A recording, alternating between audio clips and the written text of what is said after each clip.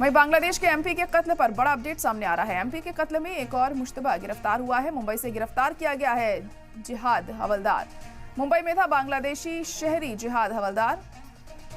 तो बड़ी खबर इस वक्त बांग्लादेश के एमपी के कत्ल पर अपडेट सामने आ रही है। एमपी के कत्ल में एक और मुश्तबा की गिरफ्तारी हुई है।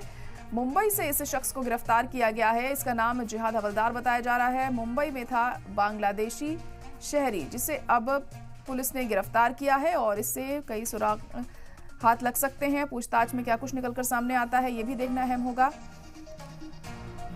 तो बांग्लादेश के एमपी के कत्ल पर बड़ा अपडेट आपको बता रहे हैं। एमपी के कत्ल में एक और मुश्तबे की गिरफ्तारी हुई है। मुंबई से ये गिरफ्तारी हुई है और लगातार इस मामले की जांच पड़ताल में पुलिस जुटी हुई है। इस मामले का खुलासा करने में कोई कसर नहीं छोड़ी जा रही। गिरफ्तारी का जो सिलसिला है वो भी जारी है और अब एक और मुश्तबा को गिरफ्तार किया गया है।